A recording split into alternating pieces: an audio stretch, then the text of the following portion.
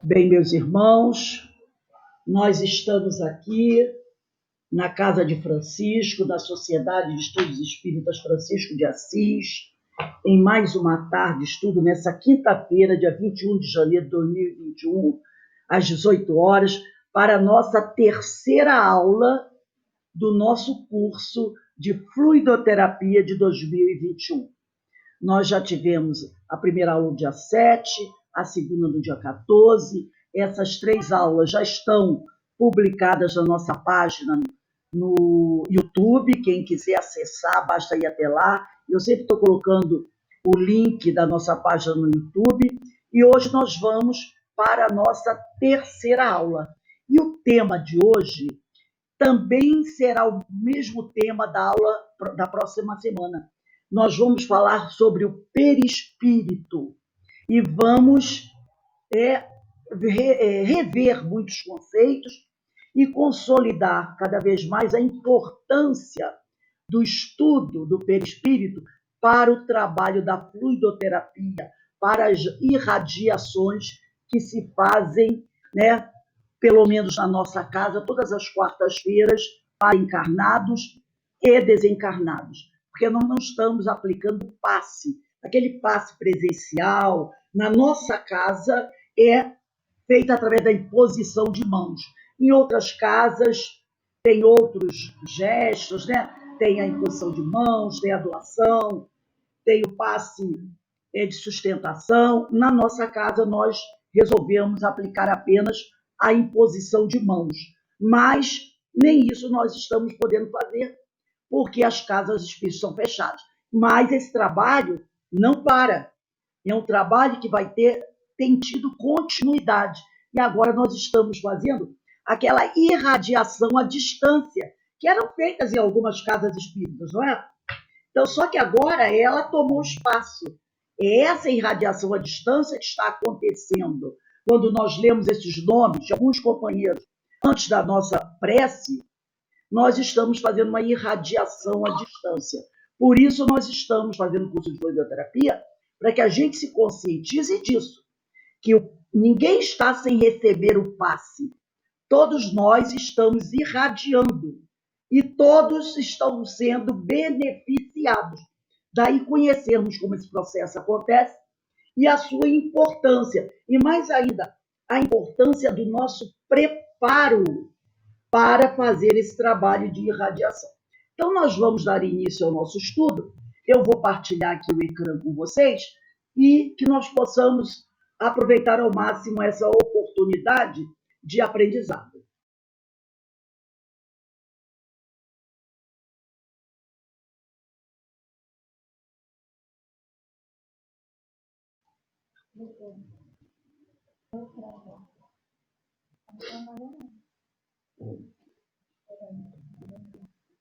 Está um pouquinho lento.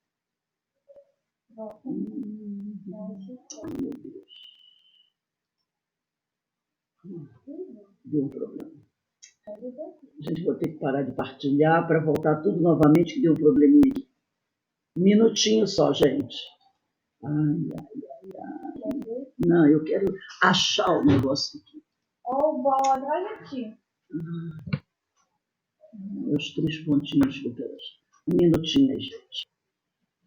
Que eu deixei ele aberto. Agora sim. Vamos lá. Problemas técnicos que acontecem. Vamos lá. Vamos começar aqui. Sociedade de Estudos Espíritas Francisco de Assis, curso de fluidoterapia. Hoje nós estamos na aula 3. Nosso Francisquinho aí vai nos dando os avisos, né, da aula que vamos realizar, está aparecendo, que nós possamos, né, nos fortalecermos para esse trabalho e rogar a Francisco de Assis que ele nos ajude e nos fortaleça. Curso de Fluidoterapia Perispírito 2021. Nós vamos verificar como o perispírito é importante no trabalho da irradiação. A nossa felicidade será naturalmente proporcional em relação à felicidade que fizermos para os outros. Allan Kardec, né? Então, Kardec coloca isso bem claro, que se nós queremos verdadeiramente ser felizes, se queremos verdadeiramente alcançar a felicidade, nós precisamos também buscar levar a felicidade, o bem-estar para os nossos irmãos. Então, essa frase é perfeita. Lembra daquela mensagem, Senhor, ama a Deus sobre todas as coisas e ao próximo como a ti mesmo? Então, a nossa felicidade será naturalmente proporcional em relação à felicidade que fizermos para os outros. E nessa questão de proporcionalidade, nós lembramos da oração do Pai Nosso, né? Pai, perdoa-nos da forma como nós perdoamos os nossos ofensores. Então, tudo para nós tem que ser proporcional àquilo que nós doamos. Se nós perdoamos, merecemos ser perdoados. Né? Se nós amamos, merecemos ser amados. Então, a nossa felicidade será naturalmente proporcional em relação à felicidade que fizermos para os outros. Assim disse o codificador, e de uma forma muito feliz. Durante um breve lapso de tempo, espírito e matéria dividem o mesmo palco. Findo tal prazo, cada qual segue o seu rumo. Perfeito, né? É um breve lapso de tempo. A pessoa diz, como? Hoje mesmo nós estávamos vendo na televisão uma senhora de 108 anos que recusou tomar a vacina, não porque ela não acreditasse na vacina, mas porque ela disse, eu já tenho 108 anos, acredita ela, né? Mas quem sabe disso é o senhor. Mas ela diz, o meu tempo aqui é muito curto. Agora, eu não devo viver ainda muito tempo, já estou com 108 anos. Então, eu prefiro que vocês deem a vacina para outra pessoa que irá aproveitar mais. Olha que coisa linda o ato dessa senhora. Dona Hilda, o nome dela, Dona Hilda. Eu achei belíssimo, né? Aí uma pessoa vai dizer assim, poxa, mas ela viveu, ela está vivendo, viveu não? Ela, se Deus quiser, vai chegar aos 120 ou mais. Ela está vivendo 108 anos aqui na Terra. Mas em relação ao tempo de vida do espírito, é um lapso de tempo. 108 anos é muito pouco, não é? Em relação ao tempo que já vivemos e o que ainda iremos viver. Então, durante um breve lapso de tempo, que é o tempo que nós estamos aqui na Terra, dependendo do tempo de vida de cada um, espírito e matéria dividem o mesmo palco. O espírito com seu perispírito, com seu corpo físico. Findo esse prazo, cada qual segue o seu rumo. O corpo físico toma o rumo dele, que é a Terra, né? Volta a ser pó. E o espírito alça voo ao espaço para continuar a sua viagem rumo ao infinito da eternidade. O espírito é uma chama. Nós vamos ler aqui algumas considerações sobre o espírito, né? É uma chama, um clarão, uma centelha etérea. Na realidade, nós não sabemos o que é o espírito, mas nas obras, né, vários dos autores colocam lá as suas definições, todas muito pobres, mas é o que pode ser feito. O espírito é uma chama, um clarão, uma centelha etérea. Percorrem o espaço, rápido como o pensamento. O espírito, né? A matéria não constitui obstáculos para eles. Eles penetram em tudo. Propriedade da penetrabilidade. Não se divide, mas irradia em diversas direções.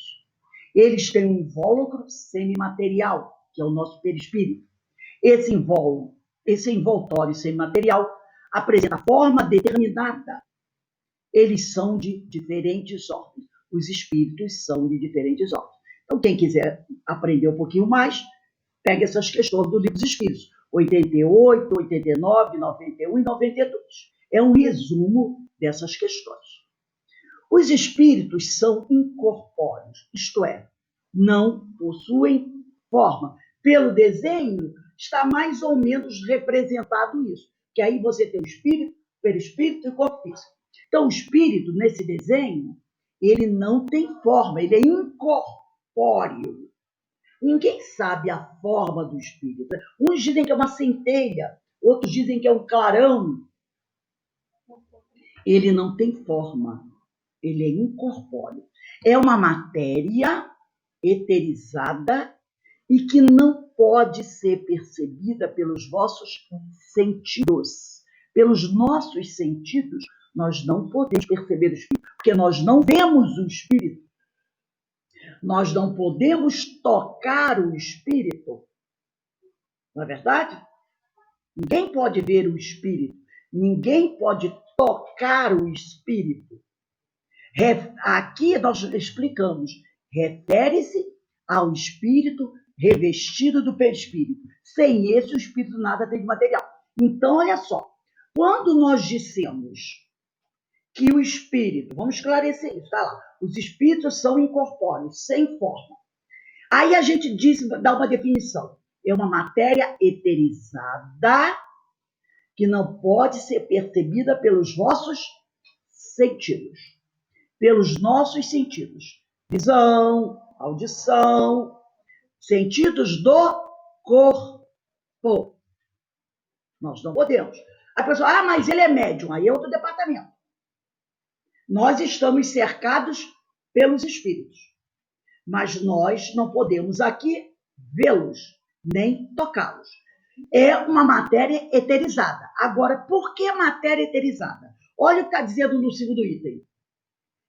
Quando eu digo matéria eterizada, eu estou falando do espírito revestido do seu perispírito, que é o desenho ali do meio. Esse espírito revestido do perispírito é chamado de matéria eterizada. Porque um espírito sem perispírito nada tem de material. Seria o espírito puro, a sua essência pura.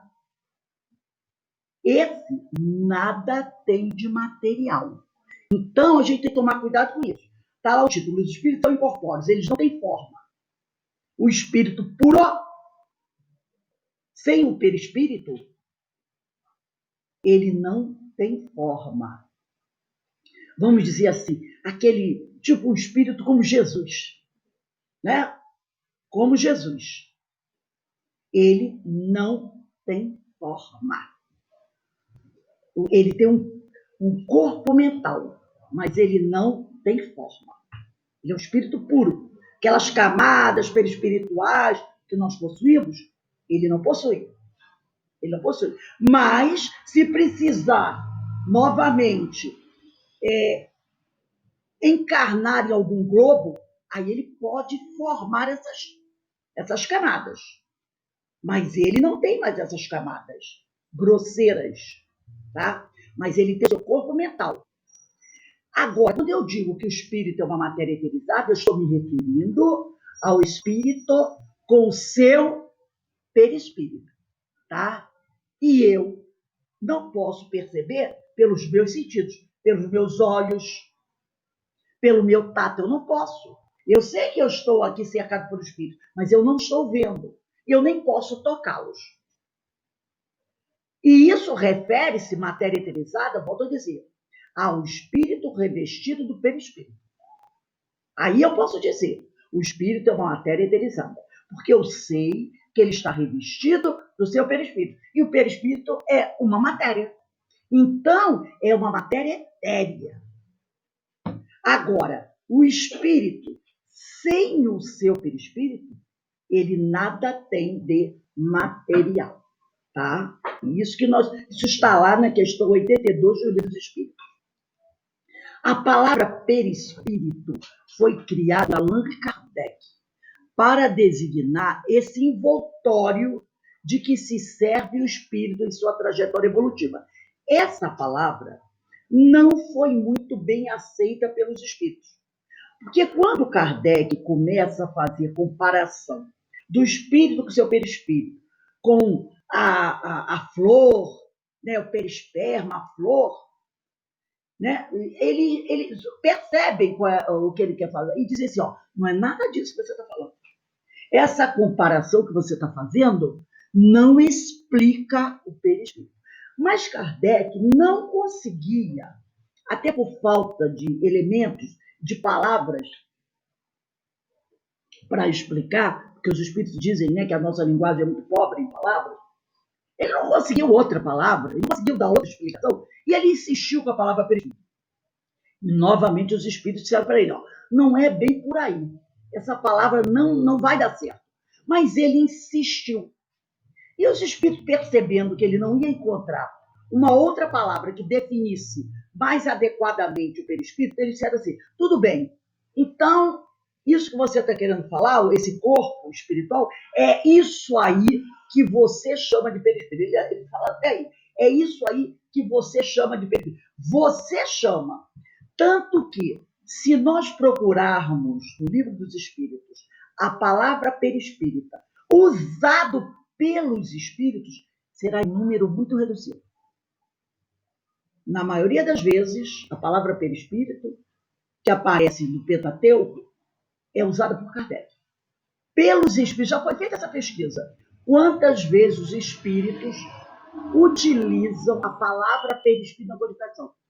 E chegou-se à conclusão que é um número muito reduzido de vezes que a palavra perispírito foi usada pelos espíritos. Porque não era a palavra adequada que explicasse realmente o verdadeiro sentido do perispírito. Mas não havia outra, né, para que isso pudesse ser usada para explicar fielmente o que é o corpo espiritual. Então ficou a palavra perispírito. A palavra perispírito, ela é uma palavra nova, né, criada por Kardec, ela é uma palavra nova. Mas esse corpo que Kardec chama de perispírito, ele já era conhecido desde antes de Jesus. Os indianos, os egípcios, inclusive, se eu não me engano, os egípcios usavam a palavra Ka para representar esse corpo espiritual. Eles já conheciam os indianos, tanto que nós sabemos que os egípcios, como os indianos, fazem essas pesquisas sobre corpos espirituais muito antes do homem navegar pelos mares, o homem ocidental navegar pelos mares. Então, é muito conhecida pelos orientais essa palavra.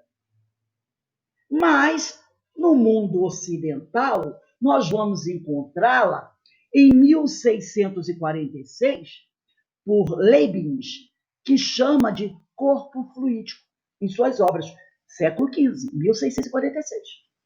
Ele nasceu em 1646, né?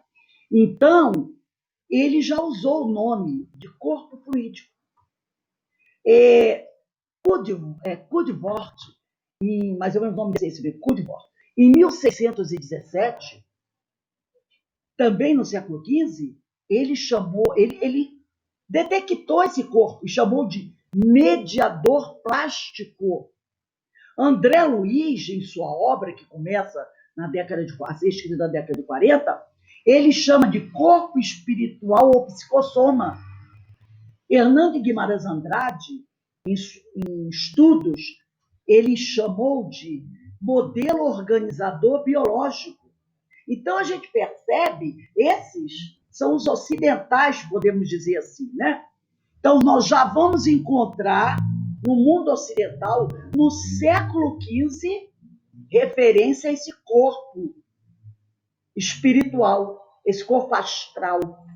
Então, Kardec apenas deu um nome a ele, um outro nome. Ele não adotou esses nomes, que já existiam. Ele deu o nome de perispírito. Mas desde a época dos egípcios, e 3, 4 mil anos antes de Cristo, esse corpo já era conhecido. Até o próprio Paulo de Tarso, ele vai nas suas cartas comentar sobre esse corpo espiritual. Quem conhece as cartas de Paulo vai encontrar referências a esse corpo espiritual. Então, o conhecimento da existência desse corpo é muito antigo. Daí vários nomes que ele recebeu. E Kardec deu mais um nome, perispírito.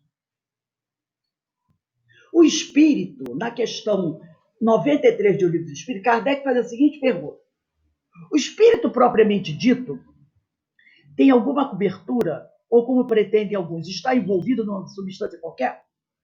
Quando ele começa a fazer, a organizar o Livro dos Espíritos, e ele cria essa palavra, ele detecta, estuda sobre o perispírito, ele faz essa pergunta, né? O espírito propriamente dito tem alguma cobertura? Ou como pretendem alguns, está envolvido numa substância qualquer? E por que ele faz essa pergunta? Porque já existiam histórias, né, registros desse corpo. E os espíritos respondem: o espírito está envolvido por uma substância. Um momentinho, que teu companheiro não muito educado passando por nós. Ele já passou. O espírito está envolvido por uma substância que é vaporosa para ti. Repare como eles falam. Ele diz: essa substância é vaporosa para você, companheiro, para Kardec, mas ainda bastante grosseira para nós. Então, o que nós, humanos, achamos que é uma substância vaporosa, sutil, para os espíritos, ainda é bastante grosseira. Olha com a diferença. Por que isso? Porque nós vivemos num mundo de várias dimensões, né? Um mundo ainda muito ligado às questões materiais. Então, o que nós consideramos uma coisa sutil, uma coisa vaporosa, né? Uma coisa muito mais sublime, para eles ainda é matéria grosseira. Então, eles deixam bem claro aqui. O espírito está envolvido por uma substância que é vaporosa para ti. Estou falando com Kardec. Mas ainda grosseira, e ele usa, olha aqui, ó, bastante grosseira para nós. Suficientemente vaporosa, entretanto, não deixam de reconhecer que ela é vaporosa, para poder elevar-se na atmosfera e transportar-se aonde queira. Então, ele diz, ela é vaporosa o suficiente para poder se elevar na atmosfera e se transportar onde queira.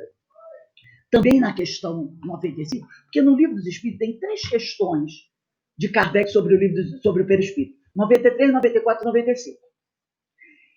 E a questão 95 diz assim: Kardec pergunta: o envoltório semimaterial do espírito tem forma determinada? E pode ser perceptível? E eles dizem que sim. O envoltório semimaterial, que é o perispírito, ele tem forma, sim. Tem a forma que o espírito queira. Olha o que ele diz. Ele tem forma.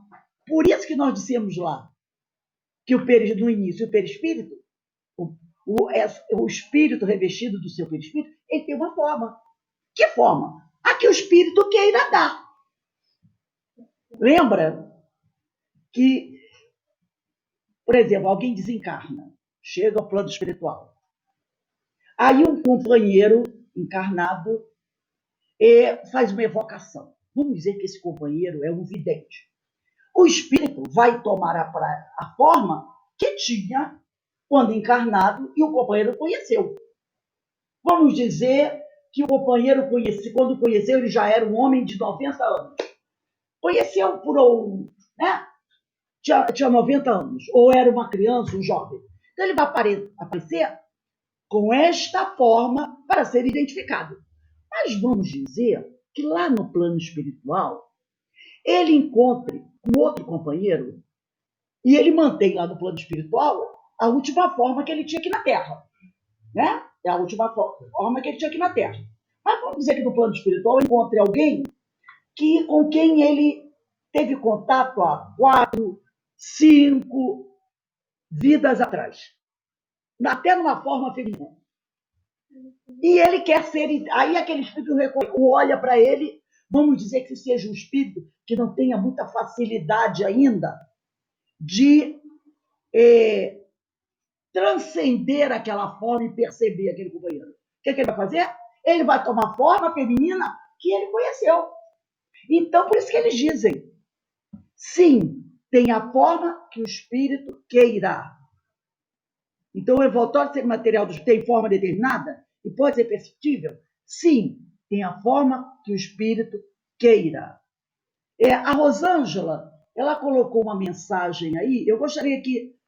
Aline, lê essa mensagem que a Rosângela colocou, veio muito a calhar. Rosângela?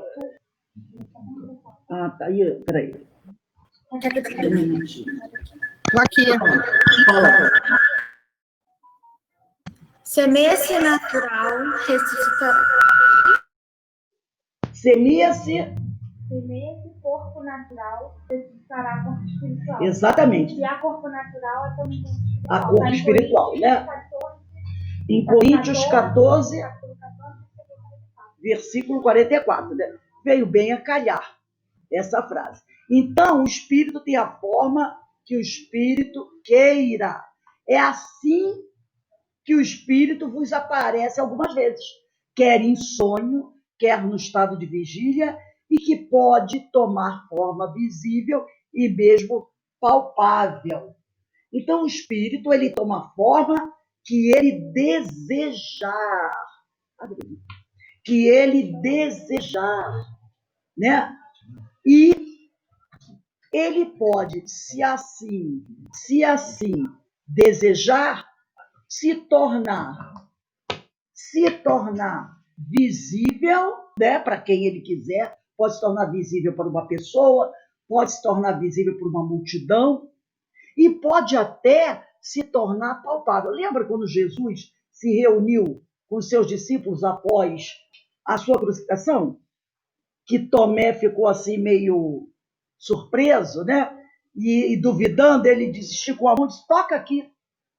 E Tomé tocou ali e percebeu que era Jesus pela ferida.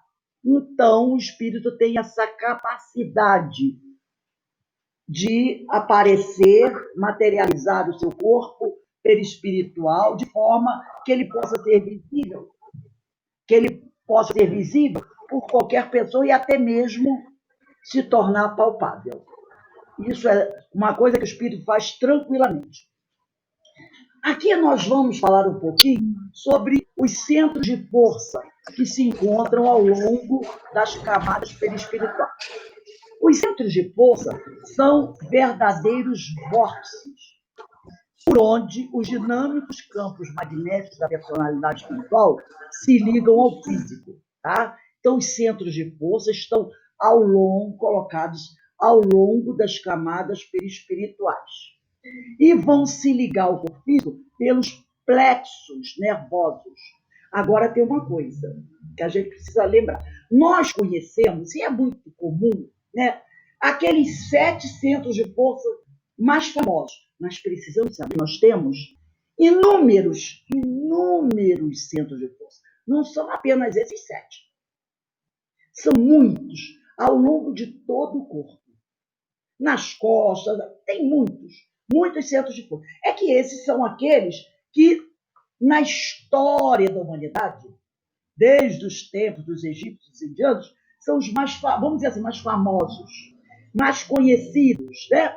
Às vezes eles colocam mais um aí, básico, genésico, e eles colocam um ou outro, mas são inúmeros os centros de força. Mas a gente fala mais desses 7. Então, eles são verdadeiros vórtices, por onde os dinâmicos campos magnéticos da personalidade espiritual se ligam ao corpo físico. Acham-se entrelaçados no perispírito e no corpo físico por redes plexos, que são os plexos nervosos. Não se acham encerrados no corpo físico. Eles não estão presos no corpo físico, mas no perispírito. Estão ao longo das camadas perispirituais. São externos ao corpo orgânico.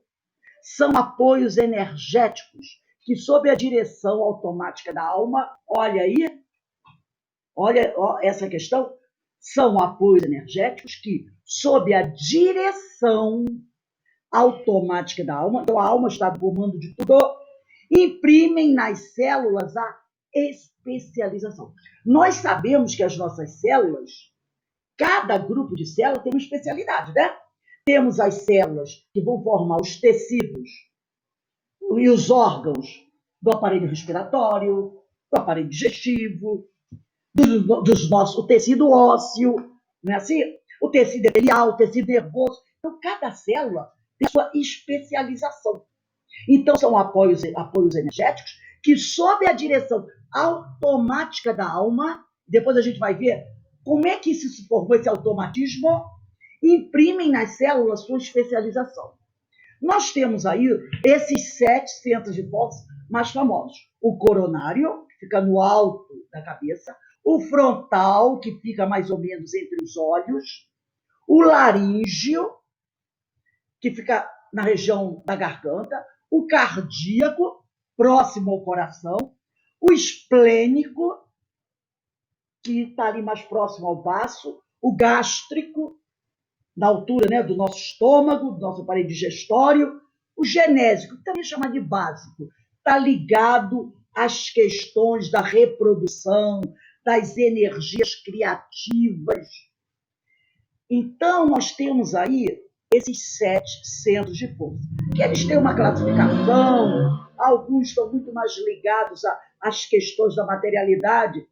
O que os espíritos amigos falam é o seguinte, que depois que a pessoa desencarna, os centros de forças não estão ao longo do nosso perispírito. Então, cara, o sujeito desencarna, como os centros de força não estão no corpo físico, o corpo vira pó.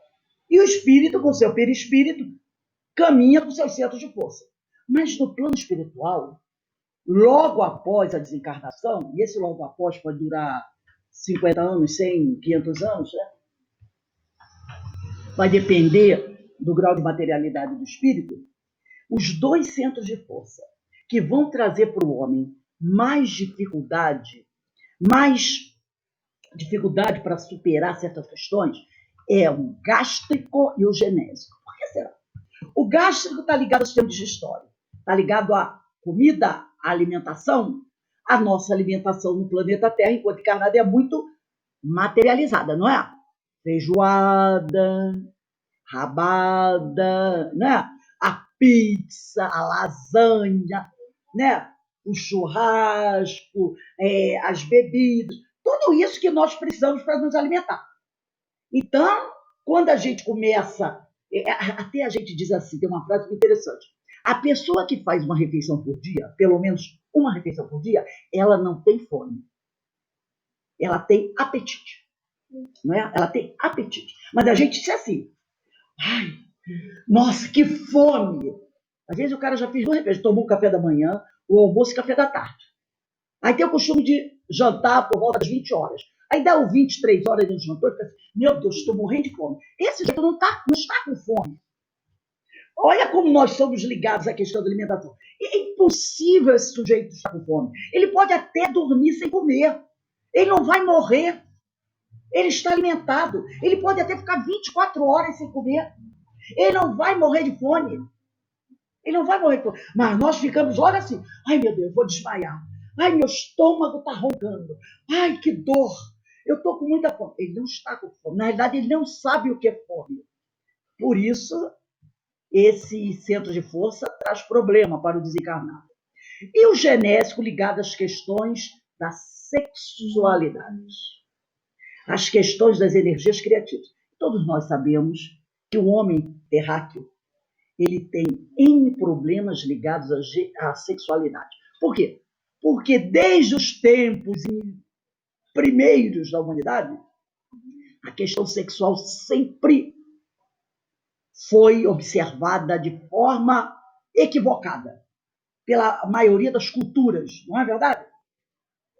A maioria das culturas tem a dificuldade com a sexualidade. Vamos falar um pouquinho dos hebraicos que nós conhecemos. Por que se criou o dogma da Virgindade Maria? Por quê? Jesus, o mestre, nasceu de um ato sexual. A palavra sexo era um verdadeiro crime. Um homem, José, coisa natural, porque Deus colocou essa forma para a reprodução humana acontecer no planeta Terra. Entre a humanidade, não foi? A união entre física, sexual entre o homem e uma mulher. E é lei que todos os seres humanos na Terra, até que se prove o contrário, nascem assim. Logicamente que tem outras coisas, né, na era moderna, mas vamos falar da forma genérica. Inclusive com os animais é assim. Tem que ter o ato sexual. Então não é uma coisa suja, é uma coisa abençoada por Deus. A questão equivocada foi conta da mente, do pensamento humano, e não de Deus. Essa foi a forma. Então, como Deus não ia mudar a sua forma para que Jesus viesse à Terra? É da lei que todo aquele que aqui nasça vem através da união sexual de uma célula feminina com uma célula masculina, né? Que é o óvulo e o espermatozoide. Então, ele ia mudar a lei por causa de Jesus? E como isso acontece? Hoje nós podemos fazer até essa união laboratória. Na época de Jesus, de outro jeito. Tinha que ter a união carnal. E para os religiosos daquela época, falando em união carnal, nossa, era apedrejamento. E mais tarde, fogueira. Então, ninguém podia imaginar. Jesus nasceu através da união carnal de homem e mulher? Não. Então, já criou o dogma da Virgindade de Maria, já botou o Espírito Santo fecundando Maria, para não ter essa história. E depois do nascimento de Jesus, Maria já virou quase uma freira, que nunca mais teve relações sexuais com o marido, e José já virou também um ermitão, e acabou. E ela continuou virgem até morrer. Não teve outros filhos, foi só Jesus, e entendeu? Porque o pessoal daquela época não podia imaginar esse tipo de coisa. Então, essa questão das dificuldades sexuais na humanidade é coisa muito profunda. Todos nós trazemos dificuldades relacionadas à sexualidade. Alguns mais, outros menos. Alguns têm tanto problema que se tornam psicopatas, né? Outros precisam fazer tratamentos. Então, por isso que essa questão do centro de força genésico, nós vamos ainda arrastar durante muito tempo. Até que a gente compreenda realmente a beleza disso. Mas ainda vai levar um certo tempo. E o centro de força gástrico, ligado à materialidade do alimento, também. Então, os espíritos dizem que esses dois aí são aqueles que vão trazer maiores problemas para os espíritos depois desencarnar. Por isso é bom a gente trabalhar isso na nossa cabeça, para ir nos libertando das dificuldades. Os centros de força, os amigos espirituais, eles, mais ou menos, representam a gente dessa forma os centros de força. Esses vórtices de energia, que seriam mais ou menos assim, estariam girando mais dessa forma. Quando o espírito ou o ser está muito ligado, ele vai é mais acelerado. Quando está cheio, ele vai um pouquinho mais lento. É só a gente imaginar um ventilador de poeira, né? Cheio de terra. Ele roda, às vezes roda um pouco mais lenta, porque a sujeira atrapalha o movimento, emperra um pouco o movimento. Né? Já quando a gente faz aquela limpeza, ele retorna a sujeira. É mais ou menos assim. Equilíbrio, esse giro é mais acelerado. Desequilíbrio, esse giro é mais lento. Daí a importância para a psicoterapia para retirar as impurezas. É por aí as energias que vão alimentar os plexos do corpo físico e depois a gente para as células. Ora, se a energia passa por eles, é lógico que as células não serão bem alimentadas. E o corpo físico vai ressentir disso. É importante purificar nossa mente. Automaticamente, o corpo estará o perispírito purificado. Irradiação do pensamento. As energias produzidas pelos nossos pensamentos, sejam eles bons ou maus, envolvem o nosso perispírito. Já estudamos isso, não foi? Várias vezes já falamos sobre isso. E formam a nossa atmosfera psíquica, ou hálito mental, que também a gente vai encontrar essa expressão. Aqui, os espiritualistas chamam de aura. Então, a palavra aura é uma palavra do vocabulário espiritualistas. Os orientais, egípcios, indianos usam muito essa palavra aura. Nós, às vezes, usamos, mas o correto é, como Kardec fala, atmosfera espiritual, atmosfera psíquica. Nós também vamos encontrar né, a expressão hálito mental. Então, as energias produzidas pelos nossos pensamentos, sejam eles quais forem, vão envolver o nosso perispírito e formar essa nossa atmosfera psíquica. Mecânica da irradiação. Como se processa a irradiação?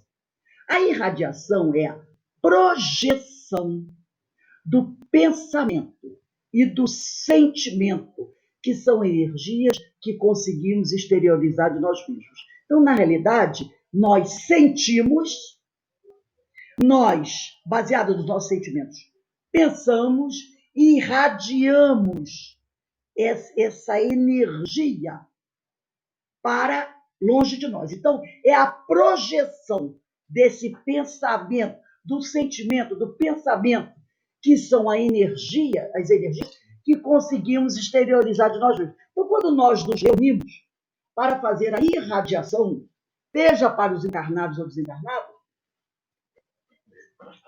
nós buscamos o sentimento do nosso amor pelos nossos semelhantes, a nossa vontade de fazer o bem, de ajudar. E aí nós pensamos nisso, né? Nós pensamos nisso. E aí nós projetamos essa energia que, dependendo da nossa vontade, potência da alma, uma das mais importantes, pode alcançar distâncias incomensuráveis. Cada cérebro pode emitir vibrações de alta ou baixa frequência. Nós já estudamos isso. Né? Quem quiser estudar eletromagnetismo, magnetismo, vai conhecer isso um pouco mais. Né? Tem uma ciência que estuda isso bem, me fugiu agora a palavra.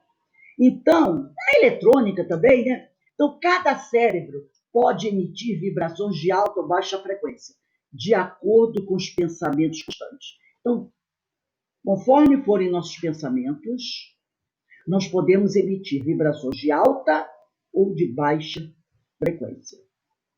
Pensamentos bons ou pensamentos maus.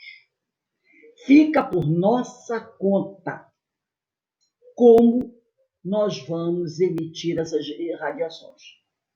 Fica por nossa conta. Daí nós estamos falando constantemente sobre isso. Vamos cuidar dos nossos pensamentos. Porque, primeiro, vamos cuidar dos nossos sentimentos. Porque tudo começa nos sentimentos, né? Porque, primeiro, eles vão formar nossa atmosfera espiritual. O primeiro a ser atingido pela energia produzida por esses sentimentos somos nós mesmos. Nós somos os primeiros a serem atingidos. Podemos ser beneficiados ou nos tornarmos nossos próprios algozes. E depois nós vamos emitir, né? Projetar esses sentimentos, essas energias no astral, que vão se somar a outras semelhantes a ela. E um dia retornarão ao seu ponto de origem. Então, cada cérebro pode emitir vibrações de alta ou baixa frequência, de acordo com os pensamentos constantes. Qual tem sido a constância dos nossos pensamentos? Nós temos que parar para pensar sobre isso. E talvez a gente tenha que fazer algumas mudanças, né? Se a nossa resposta não for das mais agradáveis. O espírito, né? Princípio inteligente individualizado. Humanização. É o espírito criado por Deus. Princípio inteligente individualizado na fase da humanização. Ele tem essas características. Livre-arbítrio, importantíssimo. Consciência. Instinto, ainda tem instinto, ele é importantíssimo. Pensamento, sentimento, emoções, a gente tem que tomar muito cuidado com elas, porque elas podem ser boas, mas podem causar desastres. Inteligência é uma das grandes características do princípio inteligente individualizado, a inteligência, memória, aquisições morais e intelectuais. Então, essas são as características mais importantes, poderíamos dizer, existem outras, que vão caracterizar o espírito. que somos nós. Matéria, outro elemento, porque nós vamos encontrar Deus, Espírito e matéria, não é? Os três elementos do universo: Deus, Espírito e matéria. A matéria, propriamente dita, recebe o nome de fluido cósmico universal, ou fluido cósmico, ou fluido universal. Tal matéria ou energia é extremamente quintessenciada, encontrando-se em todos os pontos do universo.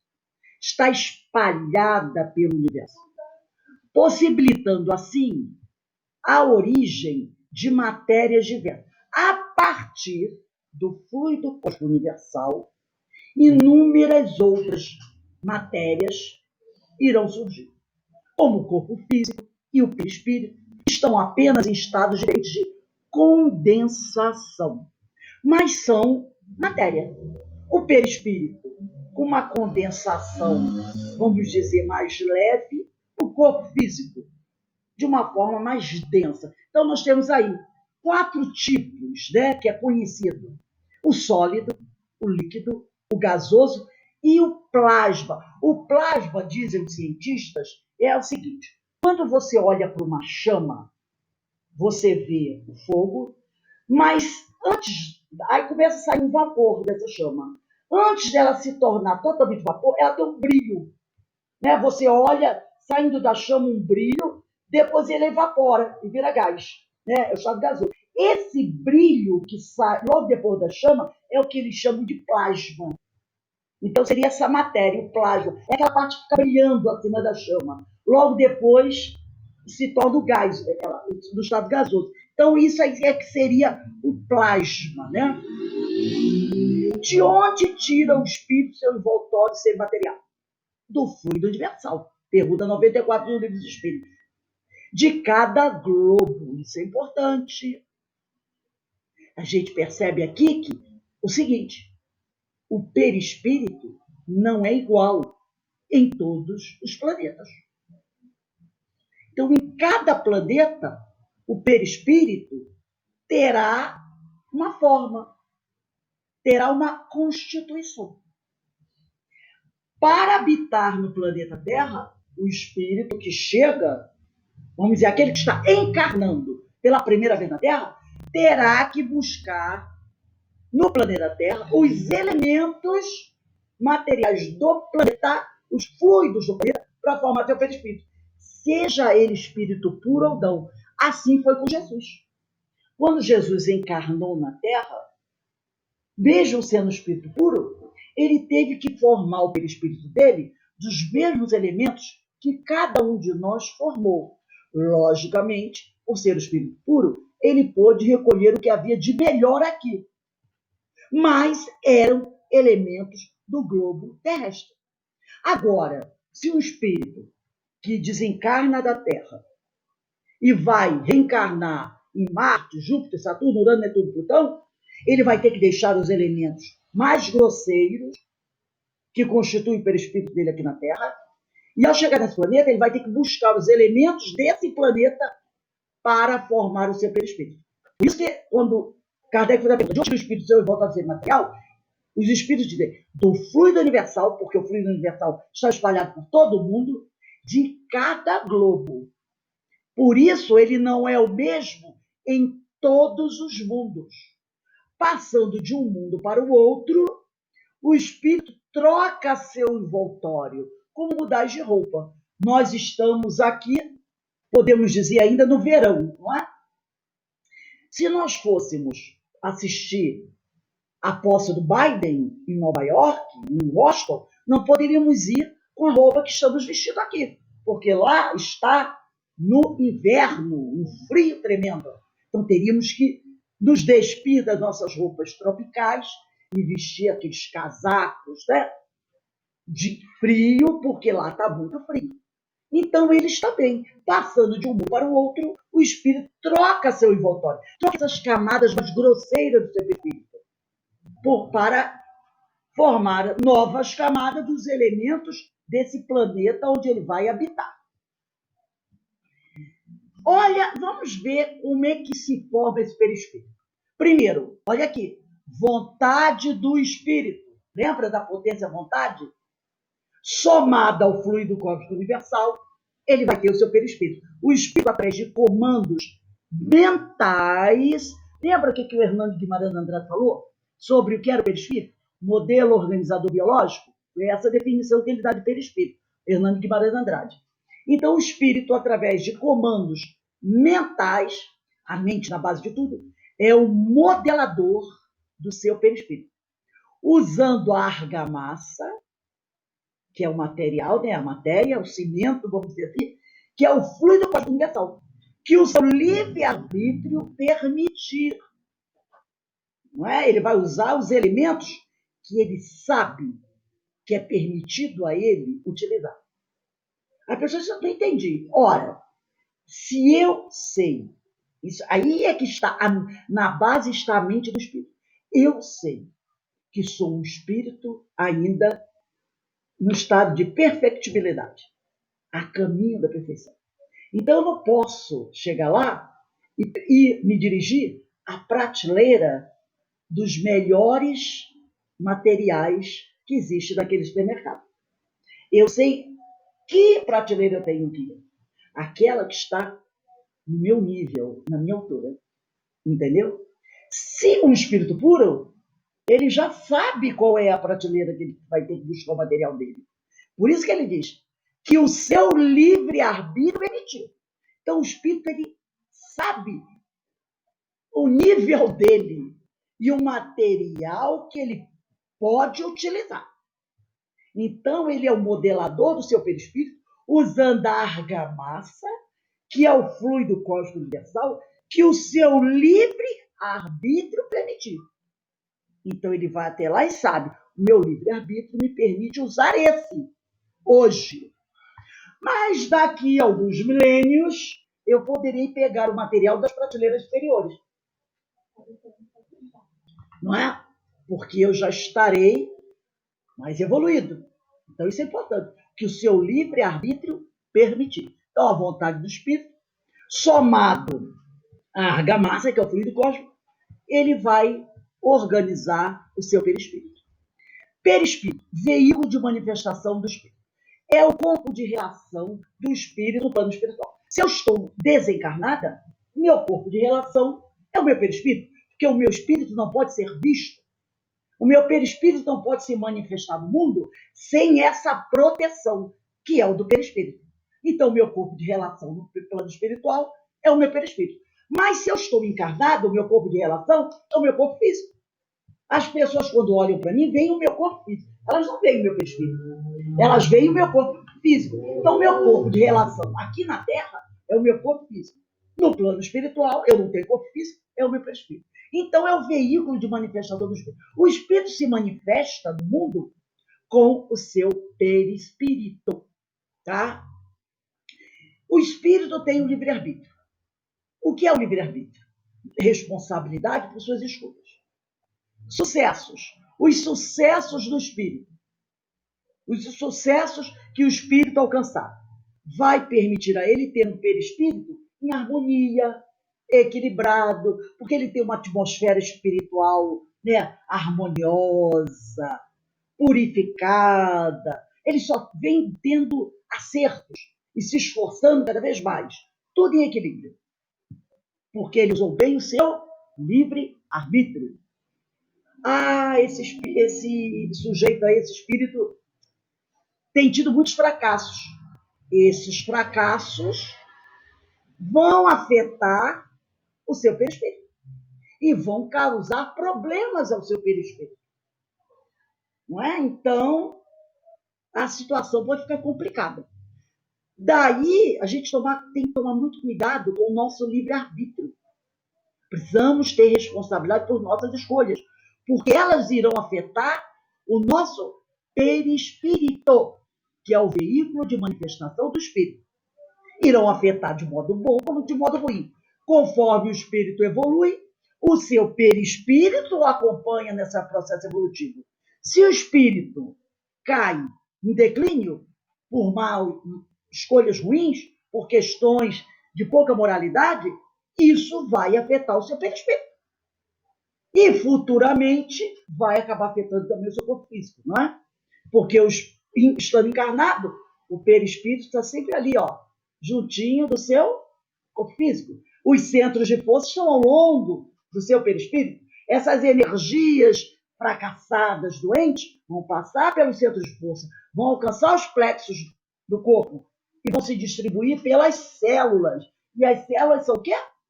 São os elementos que formam nossos tecidos, que formam nossos órgãos, que formam nossos sistemas. E se elas estão doentes, todo o complexo orgânico doente vai se encontrar. Conquistada a forma hominal, cabe ao espírito preservá-la em constante progresso. Olha ali, nós temos aqui, de 2 milhões de anos a 3,5 milhões de anos, tinha lá o ser Australopithecus. De 1,6 milhões de anos a 2,4 milhões de anos, nós vamos ter o Homo habilis. Olha o espírito aí se manifestando, né? Homo habilis.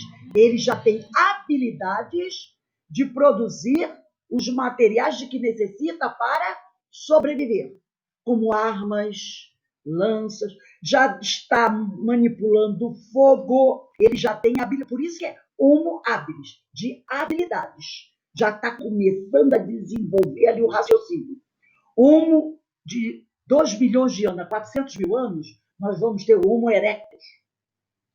De 2,5 milhões de anos a 12 mil anos, nós vamos ter o Homo neanderthalensis. E dizem alguns cientistas que esse Homo neanderthalensis, ele já tinha uma forma muito semelhante ao homem atual. Não era tão diferente, não. E de 300 a 400 mil anos até hoje, nós temos o Homo sapiens, não é? Então, conforme o homem vai conquistando a forma hominal, porque nós temos o Australopithecus, e antes do Australopithecus, nós tínhamos outros, mas muito assemelhados com os animais, né, com os macacos. Por isso aquela confusão de achar que o homem tem origem no macaco, aquela coisa totalmente equivocada. Mas a sua semelhança física era parecida com o do macaco, antes dos Australopithecus, por volta de 4 a 5 milhões de anos. Esse homem ainda não tinha conquistado a sua razão. Mas a partir do momento que ele começa a desenvolver esse raciocínio, que ele vai conquistando essa forma hominal, cabe a esse espírito, e conforme ele vai desenvolvendo a sua inteligência, ele vai conquistando o livre-arbítrio. Então, cabe ao espírito preservar, tá?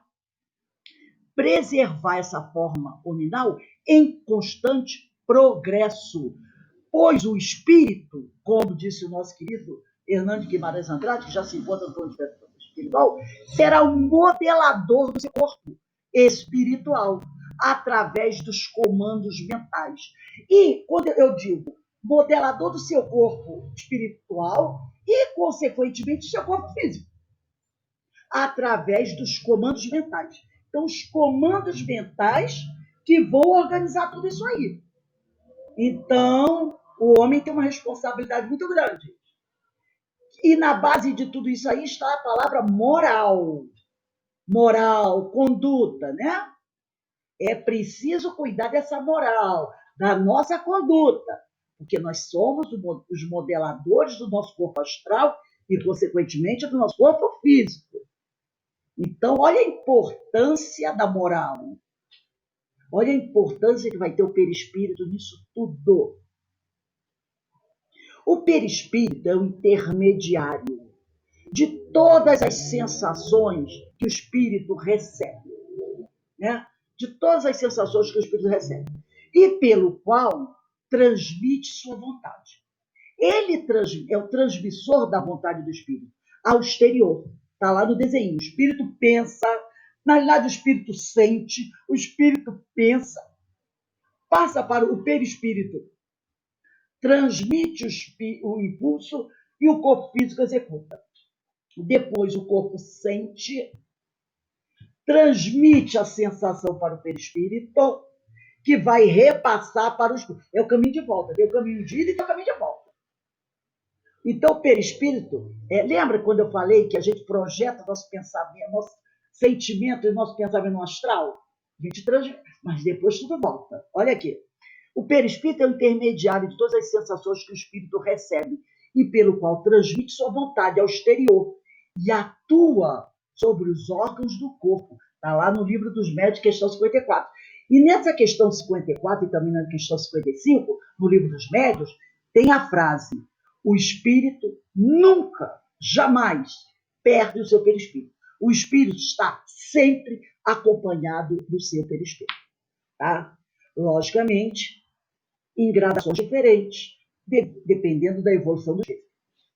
Né? Vai depender. Estando encarnado, você vai ter um perispírito mais grosseiro. Desencarnado, mais sutil. Espírito puro, corpo mental. Mas será sempre o perispírito. Então, o livro dos médios diz: o espírito está sempre com o seu perispírito. O espírito jamais perde o seu perispírito. Questão 54 e 55 do livro dos médios. Então, tá lá. O espírito pensa e passa para o perispírito essa sensação. O perispírito transmite o impulso, o corpo físico executa. A resposta é a sensação que o corpo tem, ele passa para o perispírito, que acaba passando para o espírito. Daí os desequilíbrios. Não é? Nós temos uma conduta equivocada. Ela gera uma sensação, que ela passa para o perispírito, e aí vai afetar o espírito, que pode ficar desequilibrado. Porque ele recebeu, né? Ele recebeu essa influência que veio do exterior. Elaborado desde milhões de anos nos laboratórios da natureza, que nós não sabemos nem como, nem adianta ficar tentando se aprofundar nisso, laboratórios da natureza. O perispírito herdou o automatismo permanente que o mantém atuante. Lembra que eu falei antes sobre o automatismo? Que a alma realiza de forma automática? Por quê? Esse perispírito foi elaborado desde milhões de anos. Não tenho a mínima ideia quantos milhões de anos são. E esse perispírito, que era aquela... vamos dizer assim, ele sai das mãos do Pai, né? Ele sai das mãos do Pai. Então, essa chama, essa centelha, o nome que nós quisermos dar, ela sai das mãos do Pai. E viaja pelo espaço, pelo universo. E durante esse tempo, que são esses milhões de anos, que ela viaja, é a mônada celeste que viaja pelo espaço, ele vai adquirindo conhecimento, vai vivenciando experiências, que ainda não é o perispírito, né? Seria assim, vamos dizer, um elemento inicial, porque ainda não é o perispírito formado. Né? Vamos dizer assim, esse germen de perispírito. Essa mônada, ela sai viajando pelo astral, vivenciando experiências. E durante a vivência dessas experiências, ela vai adquirindo esse automatismo permanente que o mantém atuante, transmitindo ao espírito, mais tarde, quando esse espírito se forma, as impressões dos sentidos e comunicando ao corpo as vontades deste. Alguém consegue fazer a circulação sanguínea parar? Alguém pode dizer assim: agora eu quero que o sangue pare de circular do meu corpo. Não. Alguém consegue dizer assim: coração, pare de bater. Não. São os automatismos do corpo. Automatismo que a alma, com o seu perispírito, foi aprendendo, foi conquistando. Então, esse perispírito foi herdando esse automatismo ao longo dos milhões de anos nos laboratórios da natureza. Então, o perispírito herdou o automatismo permanente que o mantém atuante, transmitindo ao espírito as impressões dos sentidos e comunicando ao corpo as vontades deste. Graças a este automatismo, perispiritual, o homem não precisa programar-se ou pensar para respirar, dormir, promover os efeitos digestivos, excretar, fazer circular o sangue, os hormônios e um sem número de funções que lhes passam desapercebidas, né? Nós nem percebemos algumas coisas que estão acontecendo no nosso corpo físico. Esse é graças a isso, ao automatismo perispiritual. Se eu estou encarnado, eu estou com o meu perispírito ligado ao meu corpo físico. Então, ele está agindo sobre o meu corpo físico. Um automatismo que ele conquistou durante todos esses bilhões de anos no laboratório da natureza. E o corpo recebe tudo isso. Tanto que a prova disso é que quando o espírito vai embora, desencarna, e ele vai embora com o seu corpo perispiritual, não vai? O corpo físico fica ali, mortinho da Silva. E aí, tem circulação sanguínea? Não. Você olha, cadê? O coração parou de bater, não tem, não estou falando da pessoa que está em coma, não. Estou falando da pessoa que morreu de morte morrida. Morreu. O médico falou, está morto, pode enterrar. O corpo não tem mais os automatismos. Ele vai começar a se decompor. E dependendo da situação, a decomposição é rapidinha. Em questão de poucas horas, o negócio já está ficando feio. Não é verdade? Tem pessoas que, dependendo da situação, rapidamente, às vezes o enterro tem que ser até muito rápido, porque a decomposição é muito... Às vezes a pessoa começa já a se decompor até em vida, já começa a ter os problemas assim. Então, tirando o perispírito do corpo, acabou os automatismos. Não tem mais coração batendo, sangue circulando, né? Hormônios, não tem mais digestão, não tem mais respiração, provando que os automatismos estão no perispírito. Afastou o perispírito do corpo, o corpo está ali em degradação. Aqui nós temos algumas das propriedades do perispírito. Essas são aquelas, né, que nós mais... São as mais famosas que nós conhecemos. São mais ou menos 1, 2, 3, 4, 5, 6, 7, 8, 9, 10, 11, 12, 13, 14, 15, 16, 17. Essas 17 são aquelas que são as mais famosas, mas na realidade existem muitas outras. Mas os estudiosos, os pesquisadores, eles falam muito dessas propriedades aí. Tá? Mas existem muitas outras, assim como os centros de força.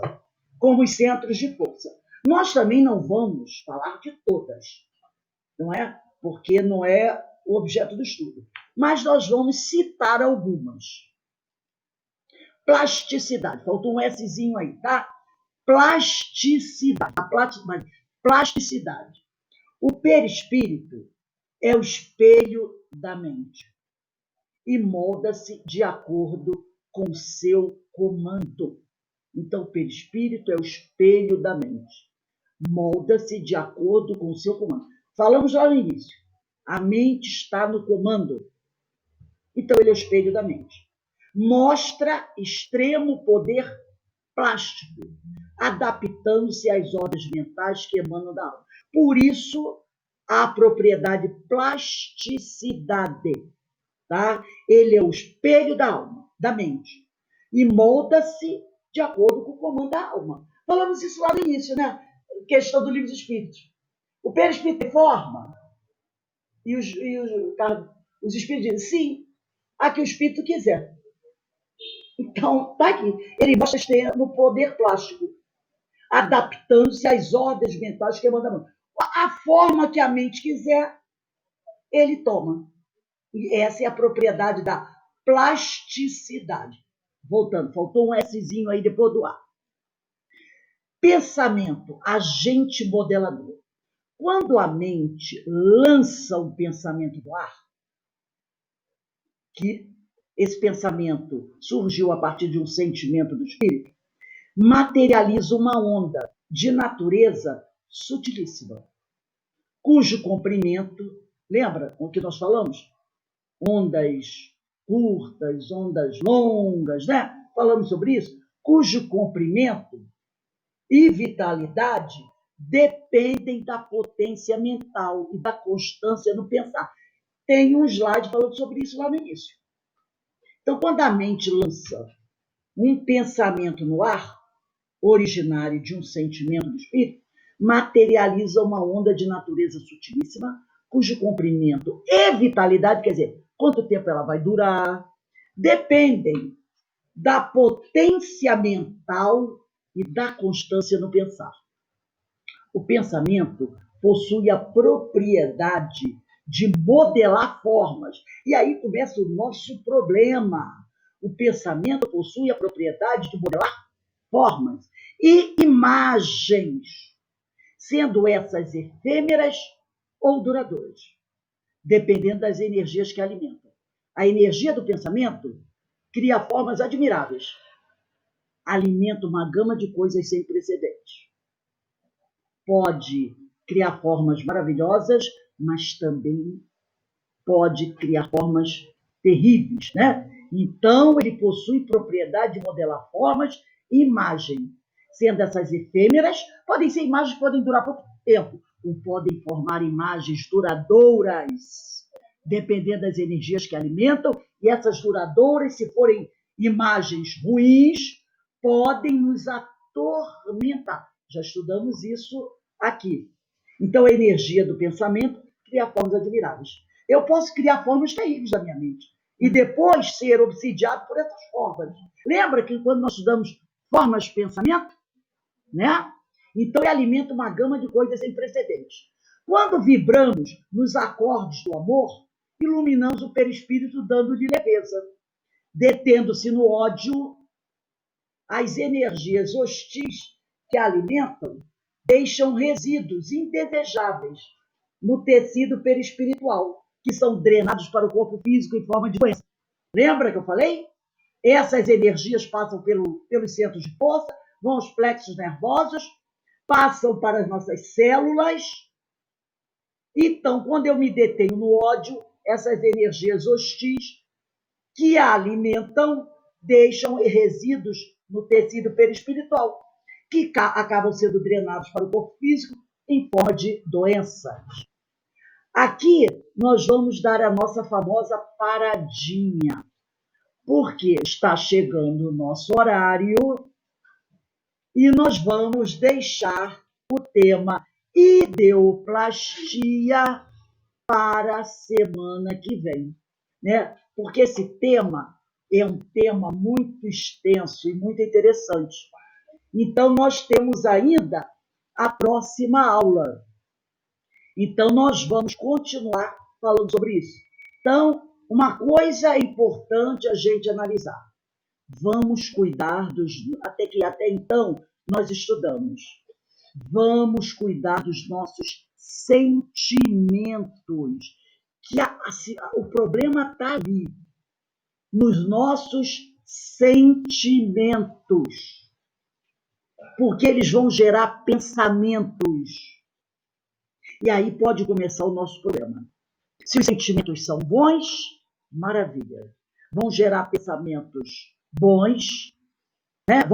Vão gerar boas energias. E olha, eu vou poder irradiar o que há de melhor para os meus semelhantes. E também para mim, porque eu sempre sou a primeira a ser afetada pelas energias dos meus pensamentos. Agora, se eu estou presa a sentimentos amargos, isso vai me trazer uma série de problemas. Eu vou gerar pensamentos ruins, vou criar o que nós já estudamos aqui, formas, pensamentos perigosas, que poderão me atormentar, me levar a processos obsessivos. Aí a gente não pode esquecer da autoobsessão, que podem me causar um desastre na minha vida. Então, até então, a gente tem que se preocupar. Vamos cuidar dos nossos sentimentos. Sentimentos bons produzem saúde. Sentimentos ruins trazem doenças. Bom, alguém quer fazer alguma pergunta? Alguém fazer algum comentário? Alguém está encontrando dificuldade de acompanhar o assunto? Alguém gostaria de tirar alguma dúvida ou de pedir que falasse um pouco mais de algum item que eu toquei, que achou que ficou muito superficial, queria que tivesse aprofundado um pouquinho?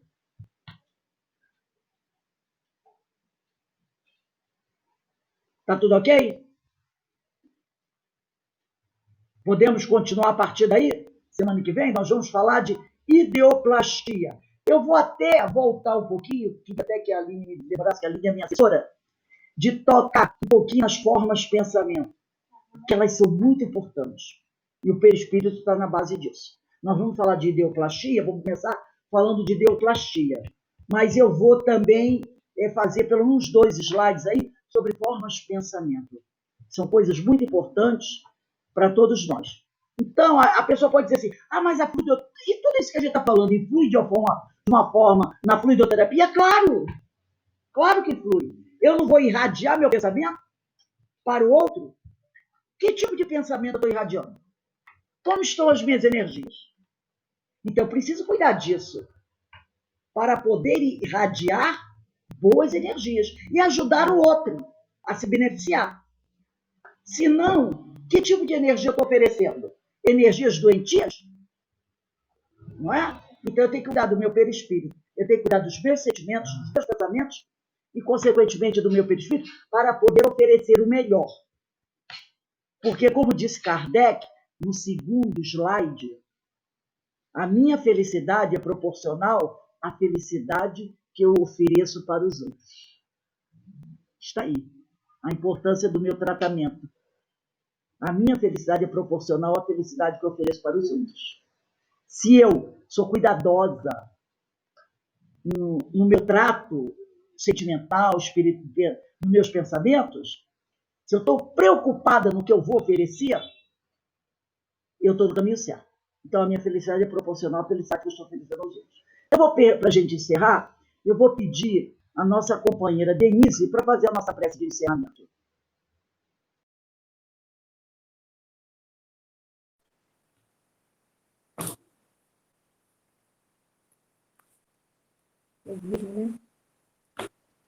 Pai querido, de infinito amor e misericórdia, graças te damos, Senhor, por esses esclarecimentos, por essas reflexões que nos auxiliam a dirigir o nosso pensamento, a melhorar os nossos sentimentos, e lhe pedimos, Senhor, que nos envolva sempre,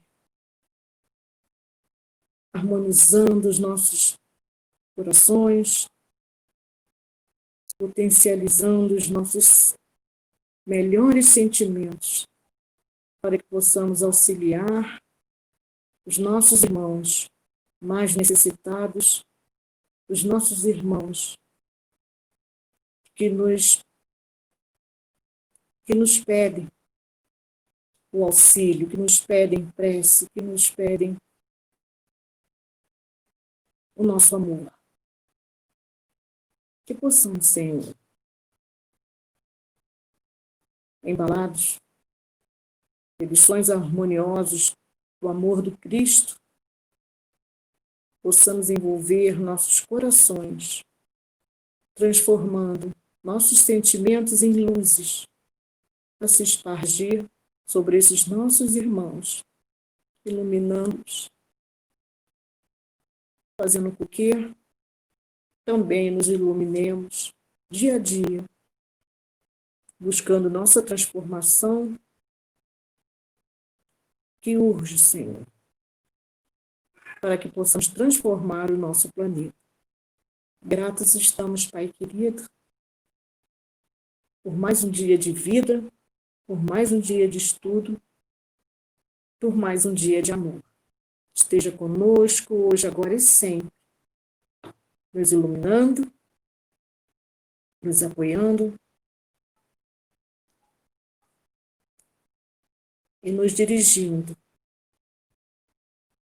para cima, para o alto, ao seu encontro, Senhor. Muito obrigada mais uma vez.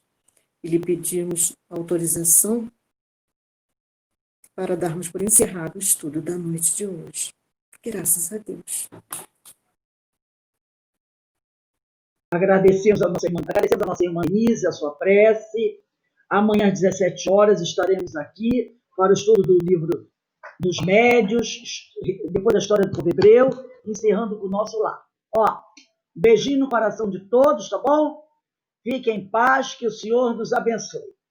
Tchau, gente. Tchau. Boa noite a todos. Boa noite. Fiquem com Deus. Boa noite, Tchau. Aqui começa a chover. Tchau. Fiquem com Deus. Tchau.